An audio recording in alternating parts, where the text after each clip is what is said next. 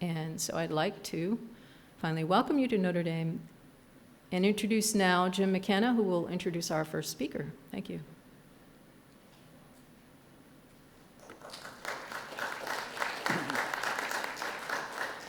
Well, good morning, everyone.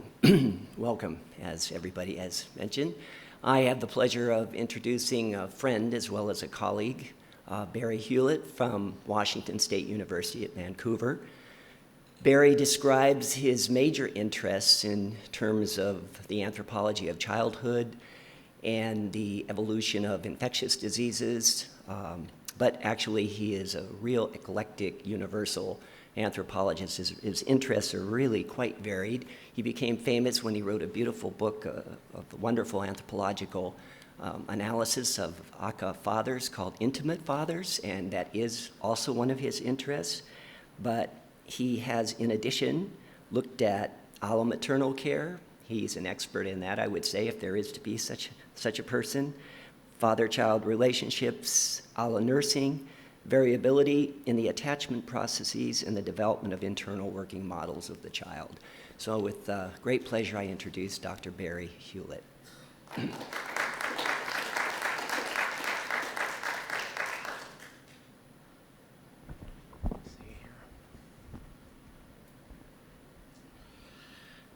Thank you very much, Jim, for that very kind introduction, way more than I deserve. And Darsha, thank you so much for the invitation. It's wonderful to be here in this particular group of incredible folks. Today, what I'm going to do is to really just provide an overview, sort of an introduction to sort of hunter-gatherer childhood, just to give you a basic feel and context in terms of hunter-gatherer childhoods. It's, just even to say hunter-gatherer childhoods in the sense that there's so much diversity within that, but I'm really going to try to generalize here. And that we're going to take a journey primarily to Central Africa, where I've conducted most of my research in the Congo Basin with hunter-gatherers. I work primarily with the Aka here, but I've traveled throughout this complete area. In terms of the significance of hunter-gatherers that most of you probably heard someplace or another, and Darsha mentioned that, at the introduction there, that hunter-gatherers have something to offer potentially in terms of an ancestral, somewhat of an ancestral way of life, but really that it is relatively limited to modern Homo sapiens in terms of around, it depends what date you're going to select here, 75,000, 100,000 years ago. So this particular way of life characterized much of modern Homo sapiens. These particular groups are remarkably similar culturally in lots of different ways, in a variety of different environments. So you have the Kung, the Hadza, the Andaman Islanders, but their way of life is remarkably similar by comparison to farmers who have much greater diversity.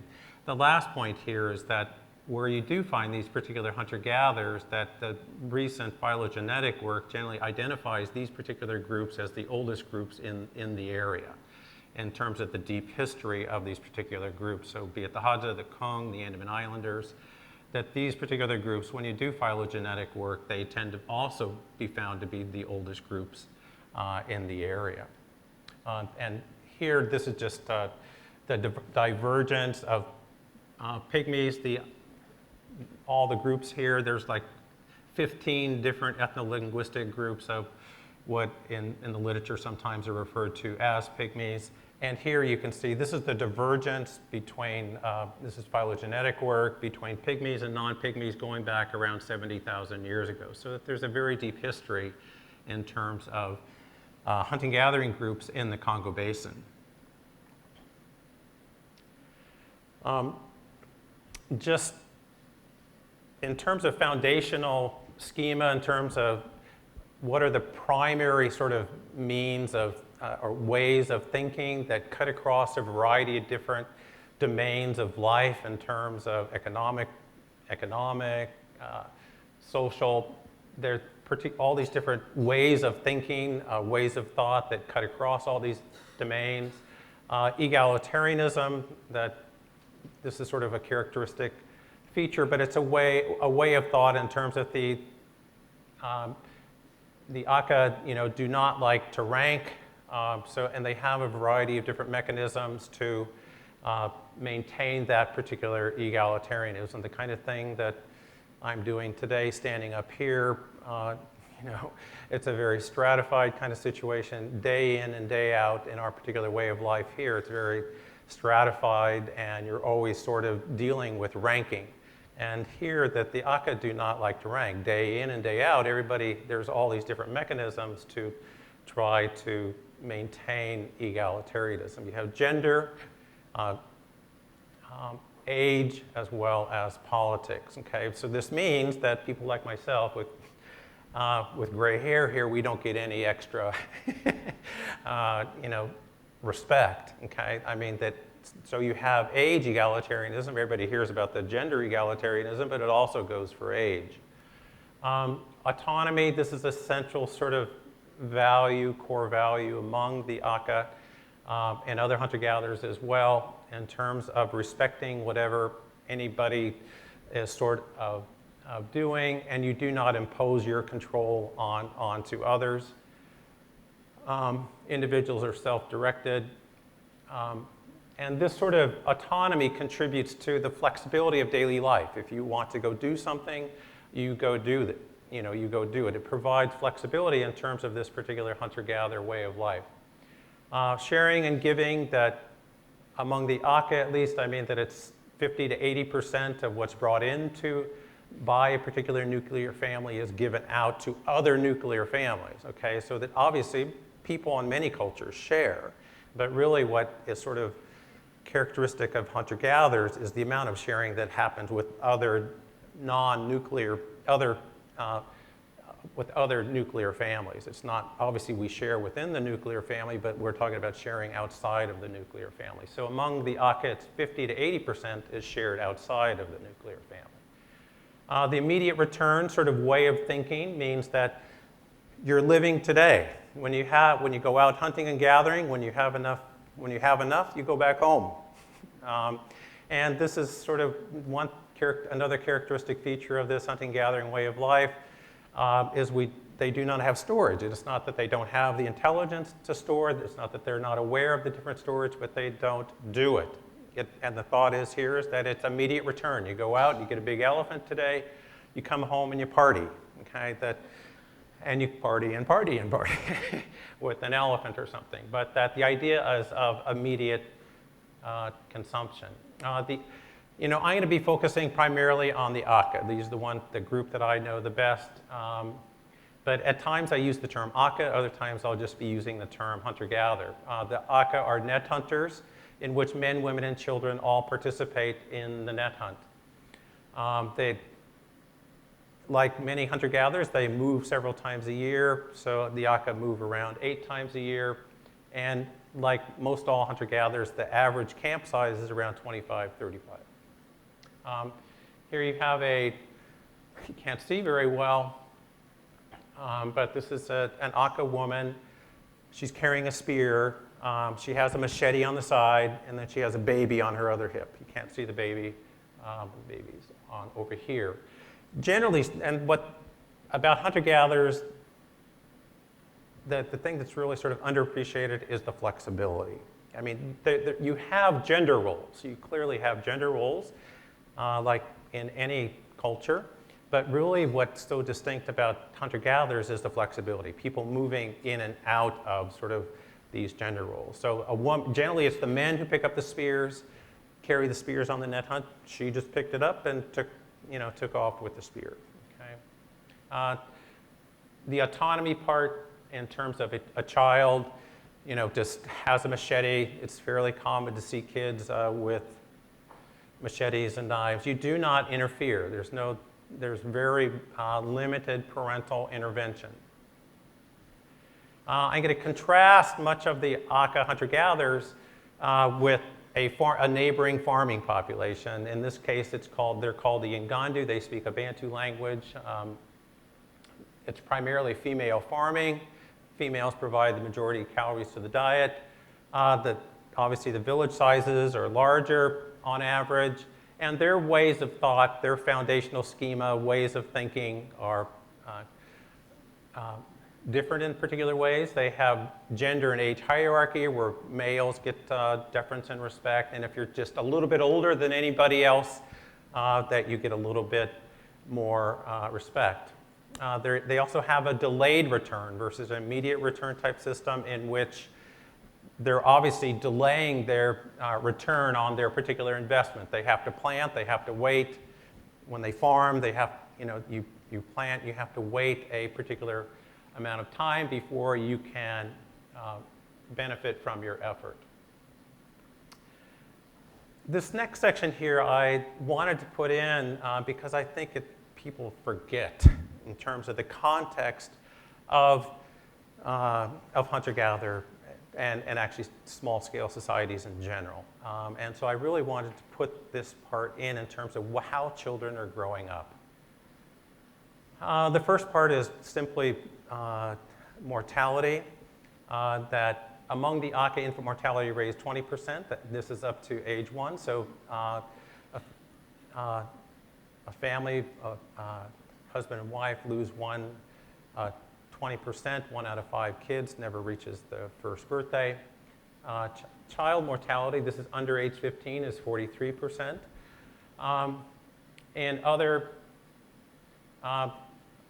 hunter-gatherer groups, not that different here. High total fertility rate, and other hunter-gatherers relatively high. So you have high fertility, high mortality.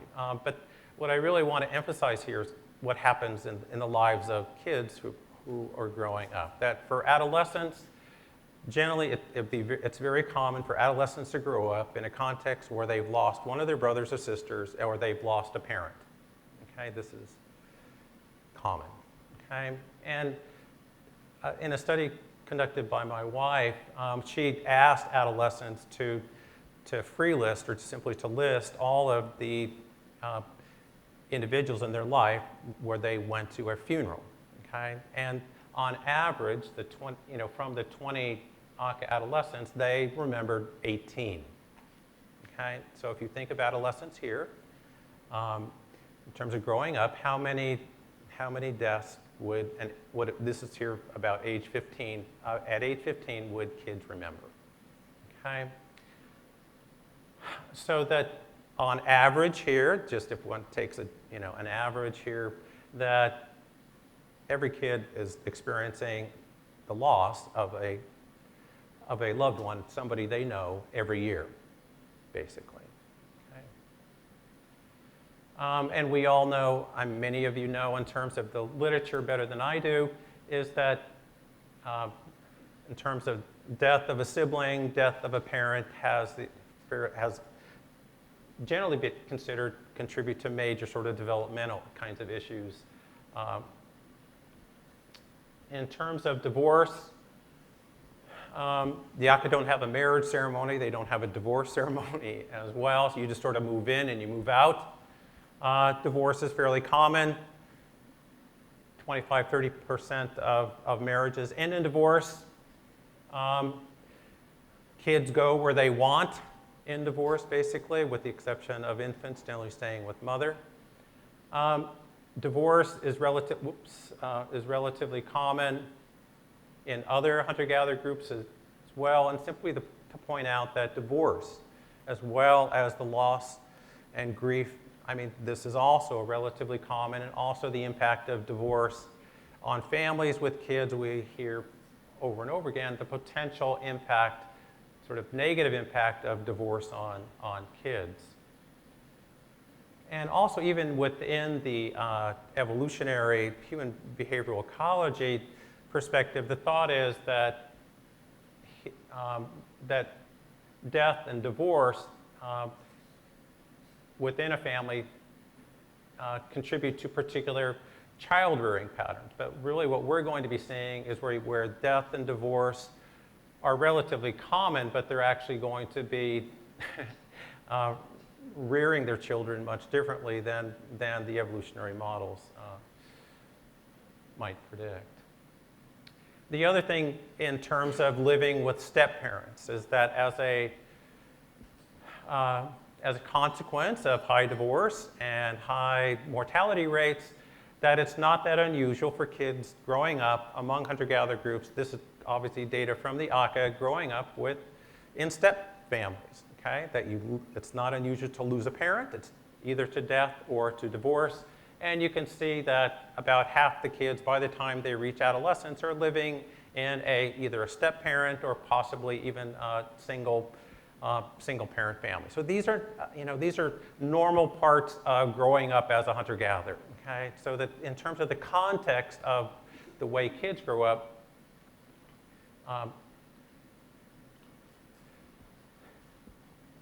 this is sort of like my own sort of way of thinking in terms of how I sort of put these things together.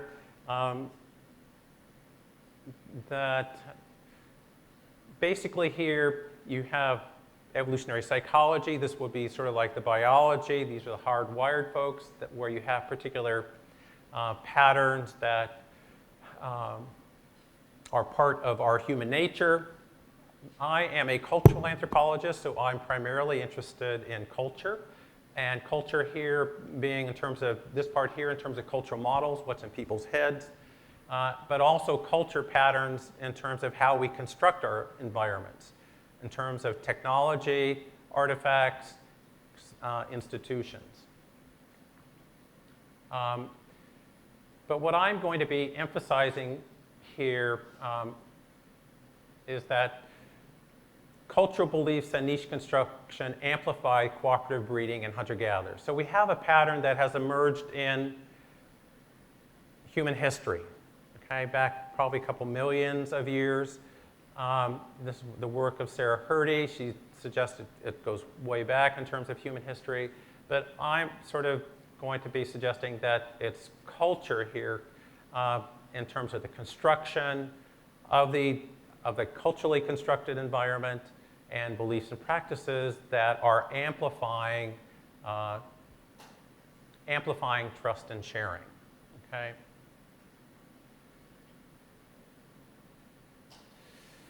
And Darsha mentioned this kind of thing at the very beginning, but I think, again, it's simply important to remind everybody that, you know,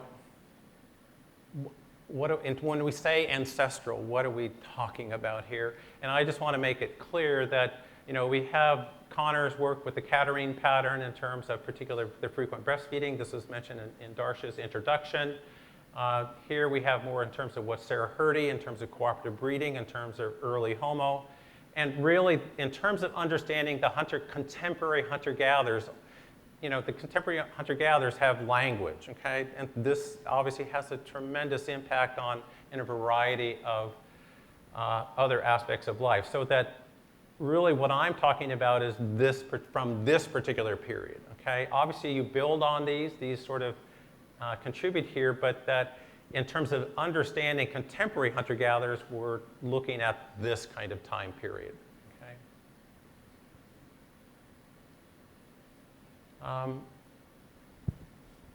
That in terms of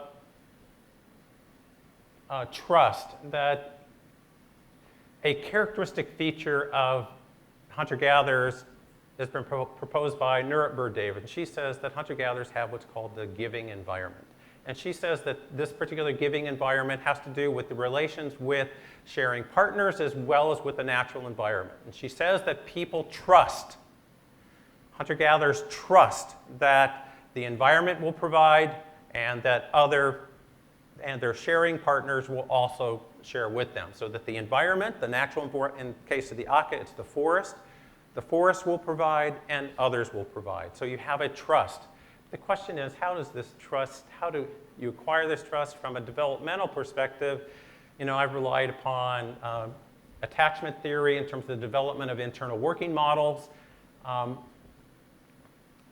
in terms of when your care is sensitive and appropriate, you develop this sense of trust of self and self with others.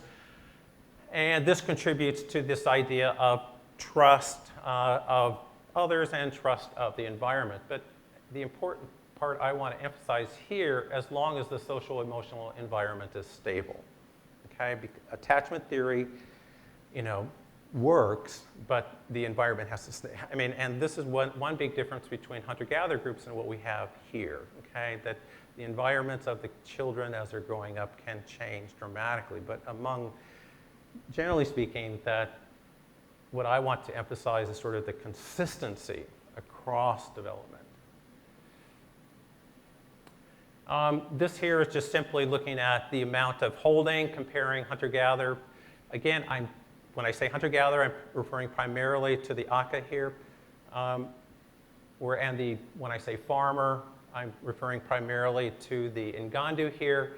And you can see here the blue, the hunter-gatherers, by comparison to the farmers. The farmers hold their kids a lot as well, okay? It's not, but that by comparison, that they're still holding their 4-year-olds around 15% of the time. One difference in terms of babies is that when the kids go to sleep, the Aka will continue to hold. Okay? Whereas among the farmers, they have little beds or something, and they'll put the babies down. This is what Darsha was mentioning a minute ago. This is a study that we did some time ago, and we actually had a US sample in terms of the amount of time that kids spend in particular artifacts, and you could see here that the US kids are spending a good amount of time in other types of devices. Okay, so they're not being held, just like Darsha mentioned.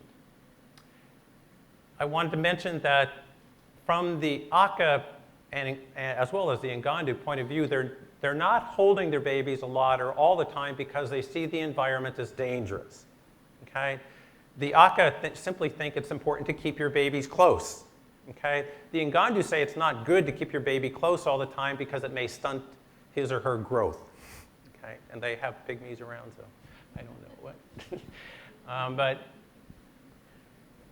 the thing is that, just to emphasize again, is that their reasoning for holding all the time is that they keep their kids close. It's not that they are afraid of the snakes or predators or something. Their own ideology suggests that it's a particular ideology of keeping the kids close. This proximity continues throughout life. Okay? It's not something, many of the things that Darsha mentioned at the very beginning focused on infants. Okay? But what I want to emphasize for the hunter-gatherers, it's persistent. Okay? This physical proximity continues through life. Okay? This is out on a net hunt. This is a photo by Takeuchi. And this is mine, but it's throughout life. This is just a little clip. Oops. There we go. This is the Aka themselves say that they want to keep their kids close. Okay. This is from a film I made some time ago. Not that long ago, but. This is Boseke here. He says, the Aka, we look after our children from the moment they are born, and even when they're much older. So it's not just when they're babies. The farmers love their children only when they're babies. Okay? When they're big, when the farming kids are big, they're beaten. Okay? And corporal punishment is very common among the farmers. But with them, the Aka, even when this child is older and unhappy, we look after him and cuddle him. Okay? So even as they get older, they try to keep them close. Okay? This is a sort of classic study in terms of generally the pattern in hunter-gatherers is they do keep kids closer this is only looking at infancy. The hunter-gatherer environments, the density is much greater, the living density is much greater by comparison to the farmers. People living very densely, you know. Just to give you a few examples of this. Oops, I missed something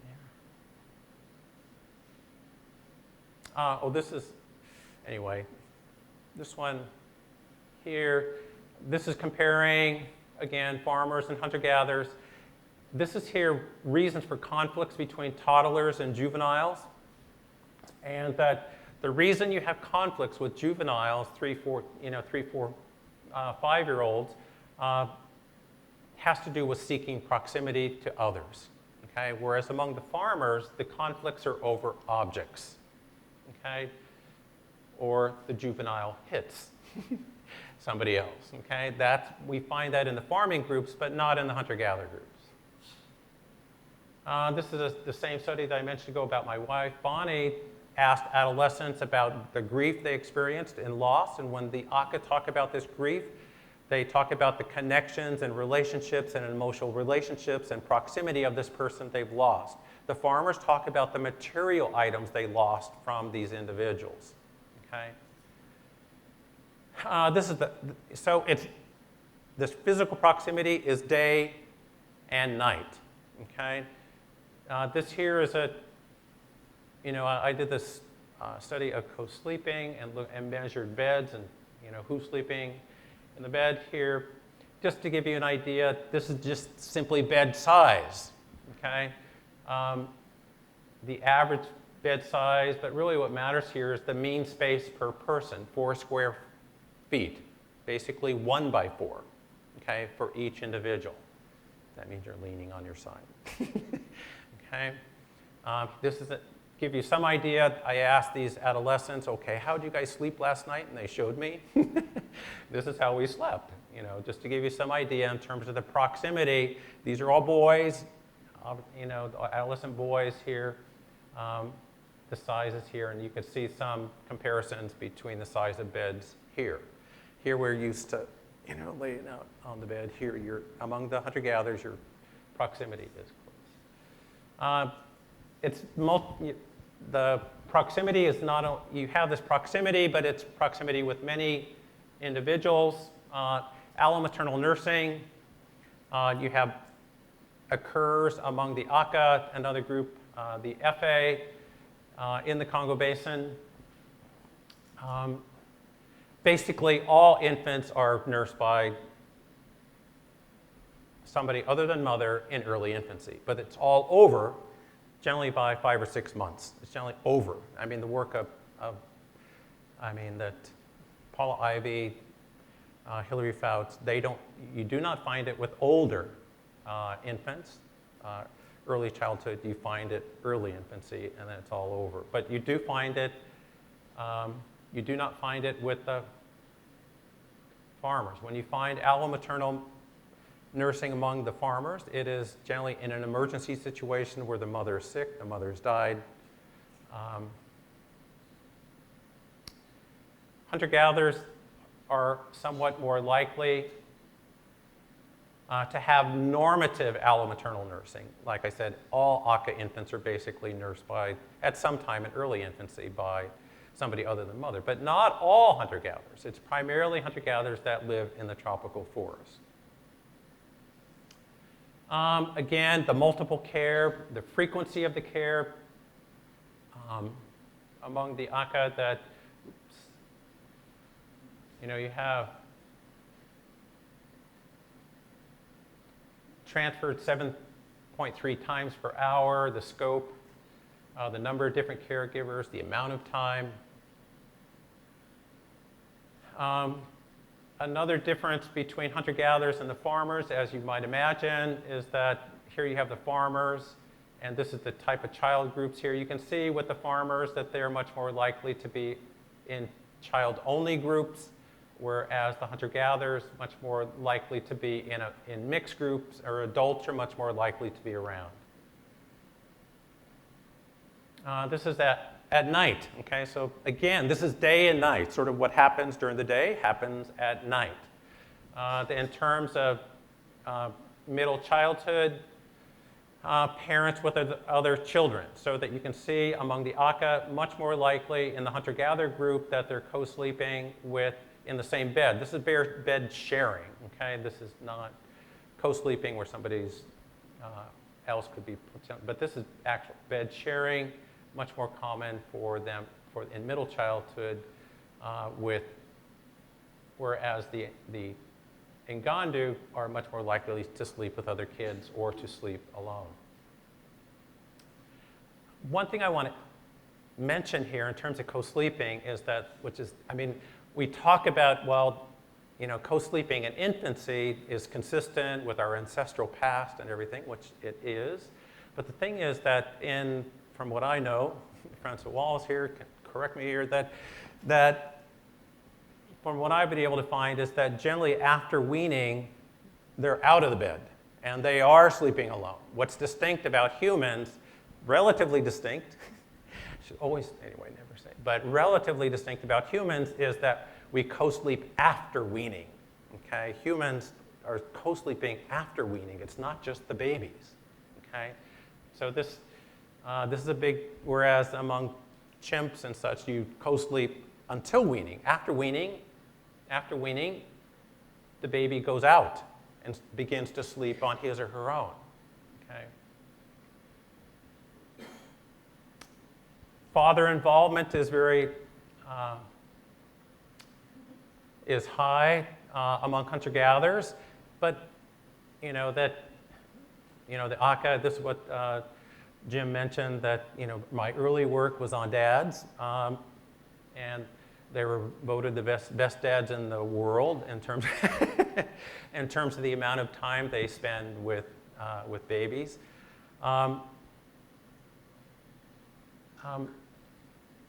And we know from cross-cultural studies that hunter-gatherer fathers are, in general, more involved in direct care of their infants and young children by comparison to farming and pastoral and other particular groups. So this is from the work of Frank Marlowe. Grandmas, grandmothers, grandparents are also very important. This here just simply comes from the allomaternal nursing study. Interesting that we find that many, in terms of who's the other woman who's nursing the infant other than mother, and it's grandma. I don't have time to really go into that very much, but grandmothers are obviously very important as well. In terms of who kids get food from during the day, it's many different women. The distribution of food generally among the Aka is controlled by women. Okay, in terms of women are generally responsible for the division of game animals when you go out on the net hunt, and they're also responsible for the distribution once you get back into camp in terms of making plates for everybody. Beyond fathers and grandmothers, a lot of people think, well, of course, you live in a group of 25, 35 people, everybody's friggin' related to each other, so it's not surprising. Okay, well, it's not true. Okay, that there are a great number of others who are helping out who are not genetically related to the infant. Okay, that when you live in an Aka camp, the average number, this comes from a recent Science article where Kim Hill led the study, which I was part of, but you have 6.6 average adults, but in terms of primary kin that live in the camp, that women have 1.5 primary kin, men have 1.9. The point here is that of these 16, the majority are others in camp, non-related primary kin, okay? And they are also contributing. So we have to get beyond fathers. We have to get beyond grandmas, that there's a lot of other individuals who are potentially helping out. And this is, they're watching, and And the same thing at night, you have multiple people. I'm not going to go into this here, but like during the day, at night, you have multiple people. And again, it's through childhood, okay? It's not something that's unique to infancy. It's throughout childhood, okay? Responsiveness here in terms of trust. this is what we're this is with infancy. Again, this is the frequency of breastfeeding per hour. Like other hunter-gatherers, the Aka have around 4, the farmers about half as much in terms of their frequency of breastfeeding. Percentage of time crying, this is you have, these are deals with 3 to 4 month olds. Farmers greater than hunter-gatherers, and what really sort of matters in terms of the development of trust is the responsiveness to that fussing and crying, and that the farmers very often, like we hear about here, they're the ones who let their kids cry and cry and cry, whereas the hunter-gatherers are much more responsive. This is a study by Courtney Meehan, and she looked at 9, 10-month-olds in terms of the amount of care, and in a matralocal versus a patralocal kind of a setting. And one of the things she points out that when you go to different settings, you get the care from different people, okay, from different individuals. But the point, what she comes to at the end, is that all kids in different settings get similar amounts of total care, okay? No matter what setting, different people step up in different settings, but the overall amount of care, the consistency of care across different settings, okay? The other thing is that this consistency of care, you know, you're living in a group of 25, 35 people, dense, you know, a dense living condition. You have this idea in terms of conformist, in terms of your care of infants, so you can watch all these others care for infant, how to respond to infants, how to wash infants, everything else. And so you have this consistency of care, okay, across different individuals. So if an infant or what it goes to different individuals, you tend to have much more consistency of care as well as the sensitive care, okay? So here you have everybody sort of in their own home, their own house, learning from their parent or from what your pediatrician or somebody's telling you what to do, and you have enormous diversity in terms of different caregiving, okay? Whereas here, the caregiving across different individuals is relatively, obviously you find enormous diversity, you know, personalities, everybody's a little bit different, okay? I'm not going to go into this as well, but generally you don't have in adolescence, in terms of acceptance, that you don't have an identity crisis. Well, it's very simple. Everybody knows everybody. You don't need to act out, okay? So you don't, the idea of, you know, who am I, where am I going, these are not issues. For Aka, you have predictability of social relations. You know, reputation building is common to adolescents anywhere, but you do not have this kind of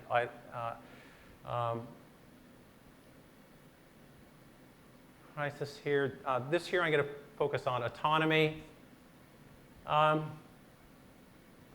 lot of people think, you know, but hunter-gatherers are communal, right? But this autonomy is really what sort of impresses me day in and day out. Everybody sort of does what they want, okay, within the context of the community, okay? This here is simply nursing bouts. This is for 3 to 4 month olds, that among 3 to 4 month olds, 58% of the nursing bouts were initiated by the infant, whereas among the farmers, only 2% of the nursing bouts were initiated by the infant. The weaning, at the time of weaning, generally that we find, this comes from the work of Hilary Fouts, primarily here, that among the farmers, it's generally mother initiated. Mother decides, it's over, this is done.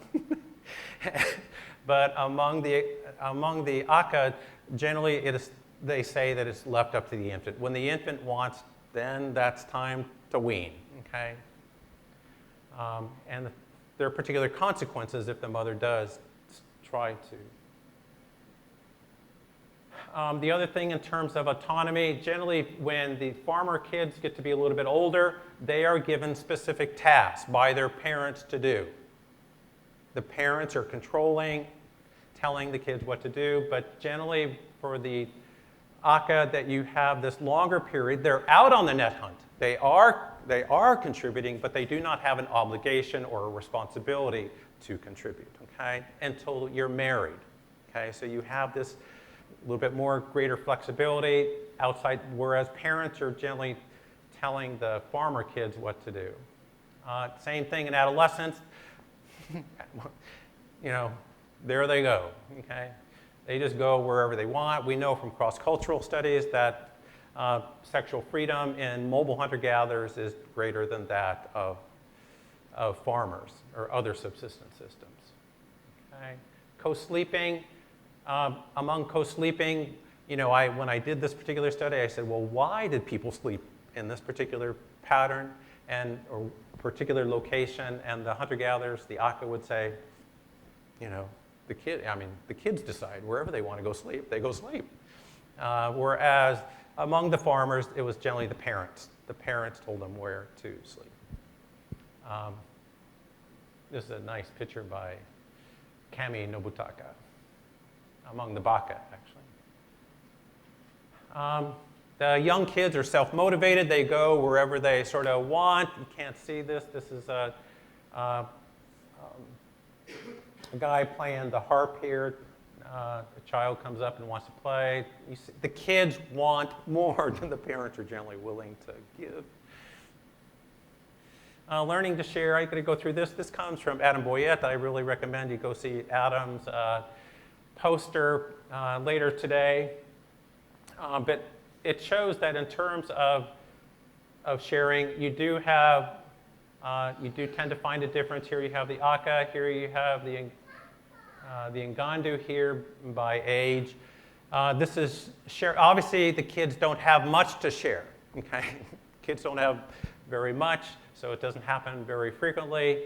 But you do find from the get-go, on average, that the hunter-gatherers are sharing a bit more. In a study I did some time ago, kids learn early, okay? Hunter-gatherer kids learn early. That by age 10, the Aka kids know how to bathe a baby, soothe an infant, carry an infant, hold a newborn, how to make the infant smile, how to feed a 5-month-old. They know how to divide up an elephant, a variety of other things, okay? But they also say that they learn primarily from parents, okay? That one thing that, and this is Franz de, but that one type of teaching, and one of the things I've been interested in lately is teaching, because my cultural anthropology colleagues say that teaching doesn't exist in small-scale cultures. And so I've been sort of interested in this, and so I'm looking at infancy and whether or not teaching exists. And so obviously that when other cultural anthropologists are talking about this, they're talking about the kind of teaching I'm doing, sort of like right now, this very formalized kind of context. But so I've been trying to understand here. But one thing that's really interesting is what I'm calling here distributed teaching, that we're generally when babies and young children are on the laps, and they're often on the laps of their caregivers, they're facing out, okay? And so all these others, okay, in the camp, in this high density, have this opportunity to interact, watch, check out, and this is what happens, okay? So that the babies are not, in face-to-face. Here we've emphasized this face-to-face verbal communication. Among the Aka, they're facing out. So you have this distributed type of teaching, okay? And whether or not this is, exists in great apes, I'm not familiar with it. And whether or not this is a design of allo-mothering, I don't know. This here is what I'm calling opportunity scaffolding. These are from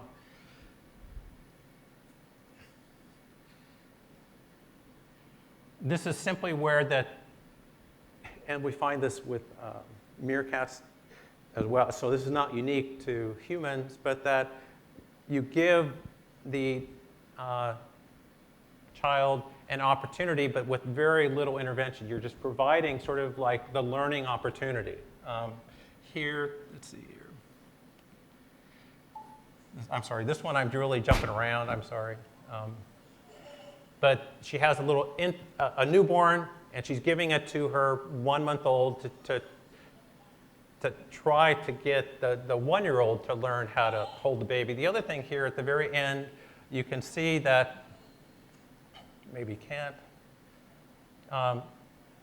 she's holding so this is the self-feed, where the infant just gets up and nurses whenever he or she wants. This one here, whoops, yikes.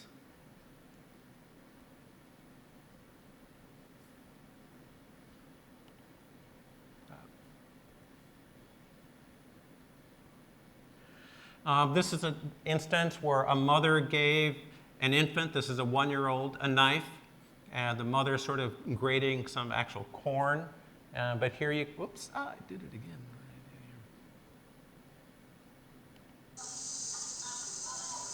There's a 1-year-old.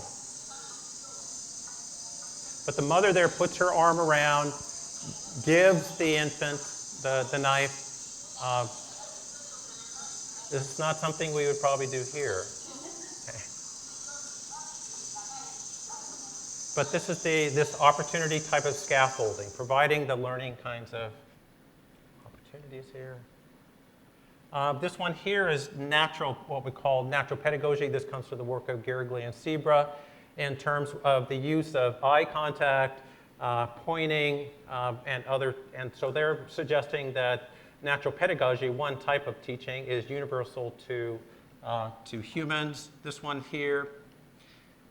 So you have the father. The father's using pointing. He's not saying very much, but he's using pointing.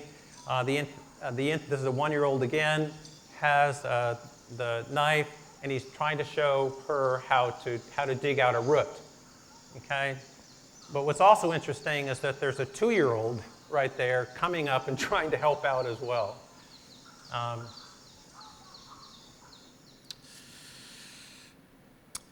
We have a number of other examples of learning to share. And this comes from Mel Connor, among the Kung, Polly Weissner, also among the Kung there, in terms of learning to share. Sorry.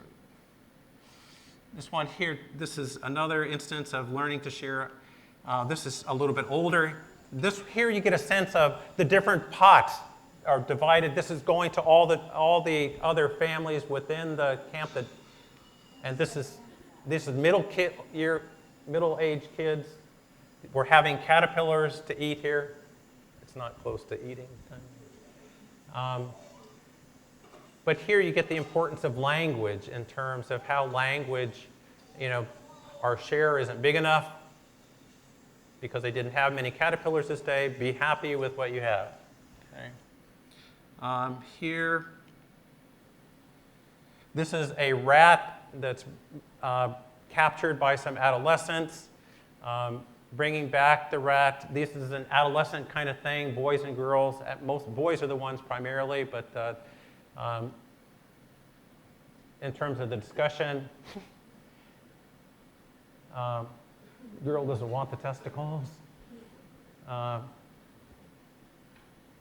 In terms of the discussion of sharing with everybody, okay?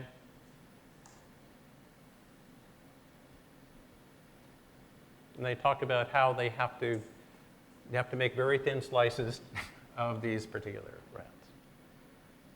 This is just one of my favorite. This is by Kami Nobutaka. In terms of, he had it like, this is among the Baka, he had an 8-year-old, just went hunting with his bow and arrow and got this spider and then divided it with other folks equally. In conclusion, okay, what hunter-gatherer childhood is not like, okay? I mean, that we have these sort of images of hunter-gatherer childhood, and that it is, I mean, that when people hear we talk about, about hunter-gatherers, but it's not child-centered, okay? In the way we think about it here, where you go into a room and a child comes in the room and everybody pays his or her attention to the child, okay? Obviously, if the parents are sensitive, they're physically proximal, but it is not child-centered, where the lives of the adults are focused only on the child. They love their child, they love their children, their whole life is to have children, but it is not in the sense of they have sex like 3 to 4 times a night to have kids, okay? 3 to 4 times a night, even 40-year-olds, okay? It's not unusual to have sex 3 or 4, and the reason they say is we are making babies. They feel like they have to make babies. They love their kids, okay? Parents feel responsible for child outcomes, okay? That the kids are the kids. It's not, I'm not, the mothers or fathers are not blamed for the outcomes of their children, okay? Parents are really not motivated or interested in, that they're there, they help out every now and then, but they don't want their kids to learn quicker, faster, earlier, okay? And so that's something that is not part of hunter-gatherer childhood. So my basic idea, it's a very simple one, is that interactions here primarily, you have a baseline of cooperative breeding in humans in early Homo, and that you have particular belief systems, those foundational schema that I talked about, and you have the cultural construction of environments that enhance the amount of trust and sharing. Okay, so they amplify it, and they amplify trust and sharing. Other speculative ideas here. I just had to throw something out because I didn't start with any hypotheses or anything for this talk, but that human nature and culture interactions contribute to closer birth spacing, extensive sharing, and cumulative culture in Homo sapiens here. Okay, that the importance of learning to trust and developing empathy increases, decreases, as the importance of sharing increases, decreases in culture. So that the idea of what I'm sort of suggesting, and I'm not probably the only one to suggest that, is that the importance of trust and empathy are related to the frequency, nature, and scope of sharing in a particular group. When sharing is very important, that the development of trust and empathy is very important.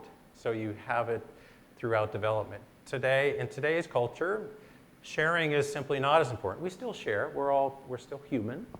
We still share, but the importance of trust and empathy may not simply be as important as it was in this particular context. This is other speculative stuff to bring it back to what I started out with, death and divorce and step-parenting. Over here, I have hunter-gatherer patterns. Over here, I'm not a specialist whatsoever in terms of clinical psychology, in terms of recommendations for managing stress. People, the stress of life. How do you manage stress in your life? These are some general recommendations in terms of managing stress in life. You need a network of friends and social connectedness. You have to feel like you have control of your particular situation. If you have stress in your life, you have to be able to have predictability and outlets for frustration, according to stress specialists. The hunter-gatherer patterns, obviously, as we've seen, they have extensive social emotional networks, autonomy, self-directed, and so that the idea here is simply that the variety of different stressors that you have in the life of hunter-gatherers, that they have a particular culturally constructed niche in which are able to deal with these different stressors. Thank you.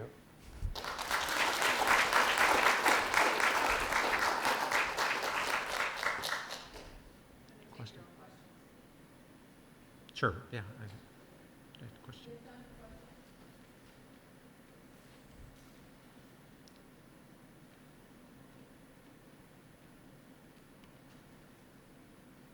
Yes.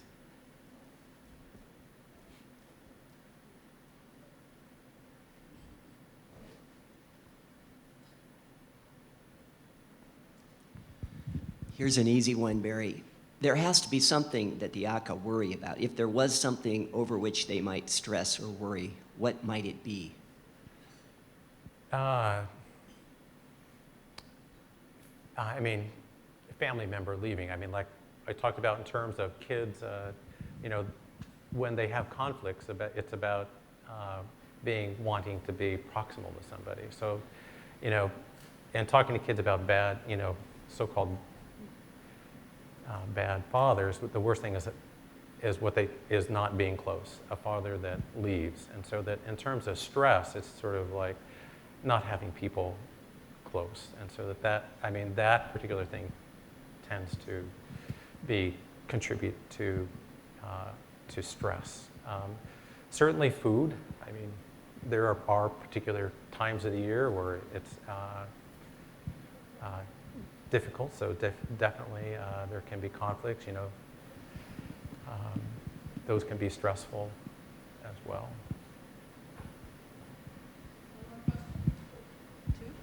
Two questions.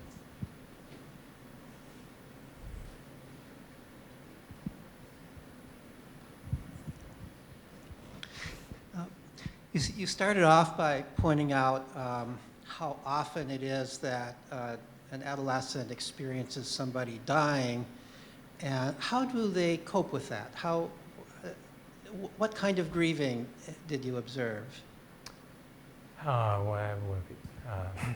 We do here. I mean, they experience grief. I mean, intense crying, intense emotional, very deep emotional time. So I mean,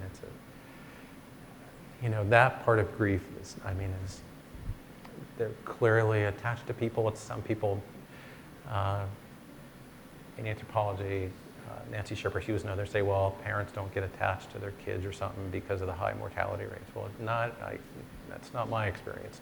I mean, they're attached to every single kid, and if their kid dies, kid dies hydrocephalic, or, so you do have disabilities at time, and that the grief is intense. It's very emotive sense of loss.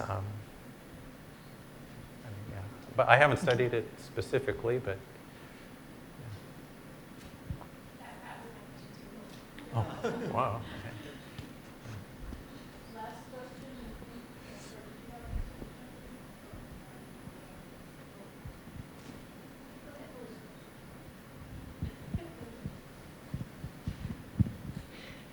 I just wanted to speak a little bit from my own experience with raising my 4 kids, which I'm still in the process of.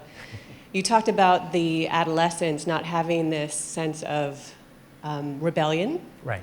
And to me, it sort of seemed like, and I don't have adolescents yet, so we'll see what happens, but in talking with other families who's we raised had them. 7 of them, so. Okay. It seems to me that the adolescence, that the rebellion phase is something of a delayed toddlerhood in our culture. I see these sort of teenage-like qualities in my 3 4-year-olds, right, where they're very explosive and very emotive, and they really want to be themselves, and we let them fully experience that without having this sense of, no, don't do that, and you must behave, and don't act like that. And it seems to me that perhaps in our culture we have this sense of, we control them when it should be happening appropriately at a much younger age. And then once they're old enough to actually exit our control, then it all comes out in a delayed fashion. I just wondered what you thought of that. That, in terms of control, or, yeah, certainly, the Aka, are not controlling a 3 to 4-year-old, or they're not controlling, the minimal amount. But I definitely think that that's part of the reason why you don't have that acting out in adolescence, is that this value of autonomy. It's just so central. But clearly the contexts are so different. that here the adolescents are growing, in high school, you're changing classrooms every hour. You're changing different groups of people every hour. So, and then you have all these strangers, and so I mean, you have all these sort of, ebb and flow in terms of what happens for the adolescents here. But, I mean, this is the familiarity of so many people that really diminishes that. Thank you. One more. One. And there are no terrible twos either, right, among the Aka? I understand that among indigenous, Barbara Rogoff's work. And Latin Americans come to the States and say, I've never heard of terrible twos.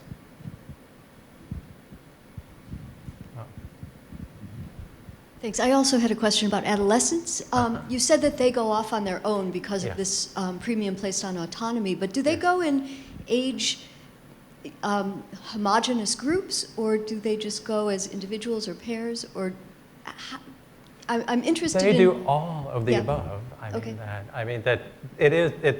During adolescence, you do tend to have the sex segregation. I mean, there's a general tendency of the guys sort of going out and the girls just taking long walks, visiting faraway places, so that you will have that. More so than middle childhood, it gets, so you do have a little bit more of that, but at other times you just have a mixed group of adolescents, so that and sometimes it's just 2, other times it's 4, so you have enormous amount of variability. Do you want to add to that, Adam? Or Adam has been... Yeah, no, definitely, it's very, very...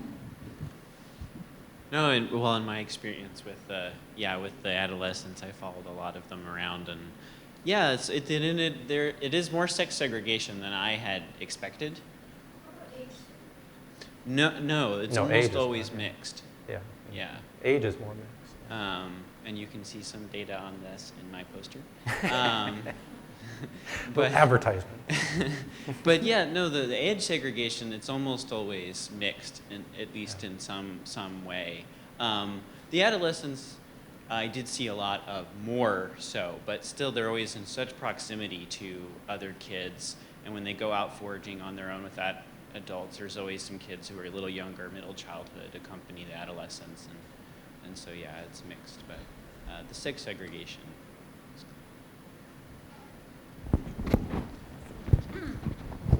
Thank you very much. Very